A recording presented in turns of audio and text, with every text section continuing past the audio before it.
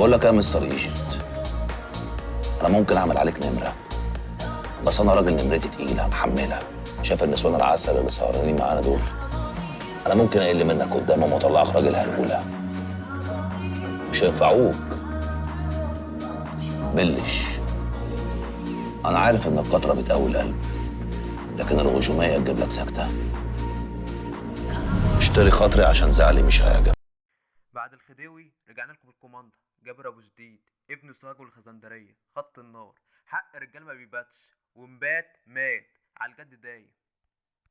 بسبب عبارات احمد العوض اللي بدات من شهر 9 تقريبا خلت الجمهور وعلي سقف التوقعات ان المسلسل بتاع احمد العوض هيبقى يكون المرشح الاول للحصان الاسود في الدراما المصريه 2023.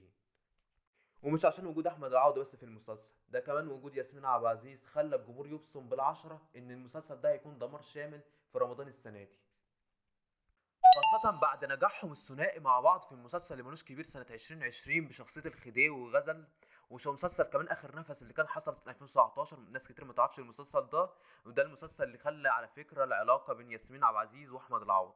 بالنسبة لأسامي الشخصيات الموجودة في العمل، بالنسبة للعوضي هيظهر بشخصية جابر الكوماندا. الراجل دايما كده لو خدت بالكوا هتلاقيه بياخد أسامي التفرد واللي يدل على الفخامة أكتر عشان يكسب عدد كبير من الناس. على فكرة برضه زي ما ظهر كده في المسلسل بتاع ملوش كبير كان بشخصية الخديوي. بالنسبة بقى لياسمين عبد العزيز هتظهر بشخصية مهرة، ودي بنت بتعيش في حي السيدة زينب. المسلسل ده يا جماعه شاف عدد كبير قوي من النجوم، اشهرهم طبعا الفنانه الكبيره سوري المرشدي. لو كانت فاكرينها كده مسلسل طائع كانت طالعه ام عمرو يوسف لو فاكرينها. المره دي بقى تظهر بدور واحده صعيديه، ام صعيديه هتبقى ام جابر كوماندا. بالنسبه برضه في فنانه اسمها مها النصار، ودي هتبقى رفيقه مهره في طول المسلسل. هتظهر برضه هدى الأطربي واحمد صادق. المسلسل ده من تاليف نصر عبد الرحمن، لو فاكرين كده كان مؤلف مسلسل موسى على فكره. وبرضه من اخراج اخرج مصطفى فكري، وده كان مخرج مسلسل على فكره اللي ملوش كبير لاحمد العوضي وياسمين عبد العزيز. يعتبر التجربه رقم 2 للمخرج مصطفى فكري. عايزين نعرف بقى شخصيه جابر الكوماندا دي جايه منين اصلا. جايه من واحد اسمه محمد لوشا او لوشا الاسد. الراجل ده على طول ده هتلاقيه بيطلع على التيك توك، ده راجل مشهور جدا. هتلاقيه كده برضه هتلاقيه بيعبر على طول عن الشهامه والجدعنه وان يجيب حق الضعيف. ليه كاريزما خاصه كده ويعتبروه هو كده يعني كوماندر بتاع الحي السيدة زينب عموما. وليه كده بصة غريبة كده او بيحول وهو بيتكلم. بص كده حتى على الفيديو. ايه يا عم، احنا لسه بادئين القعده، انا مش ناقص جنيه. هو لازم تحليل الفلوس وخلاص على الراجل اللي جاي ضيف؟ ما تجننيش، انا اتجننت منك. احنا لسه بدايه القعده. ها باشا موزة تاني. ولا يهمك يا معلم روشي.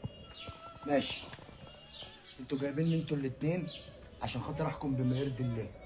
حصل يا عم تايسون؟ حصل يابا. يبقى الحكم اللي انا هقوله بعد اذنكم يمشي على الكل برجوله وجدعنه، مش عايزيني اقوم اخلع. امين. ما تتكلمش وانا بتكلم بعد اذنك. انا بعرفك اهو عشان ما تجننيش. بص يا عم تايسون، احنا هنقسم البلد نصين.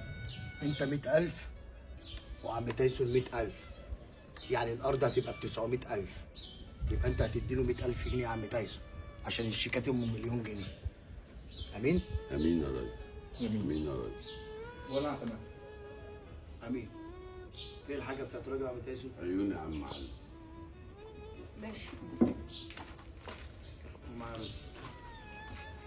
فاكرين طبعا الجمله الشهيره اللي كان بيقولها العوضي على طول لياسمين عبد العزيز، ما كان بيقول لها يا وحش الكون لما يكون عايز يدلعها، او على الله حكايه كاسات لما يكون فيه خصام او زعل.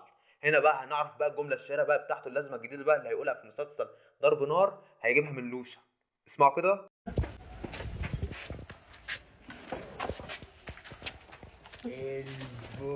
البونبونية بحبك يا عم يوسف. انا الحرام من الدينار اللي بحبك يا اسطى. ادي مسك. يا بونبونايه، الكلمه اللي هتنيه طول المسلسل احمد العوضي يكررها لياسمين عبد العزيز لما يكون عايز يجاملها او حاجه. هو واخدها من لوشا لما كان دايما يقول مثلا اللي جاب البنت او حاجه او يعكسها يقول يا بونبونايه.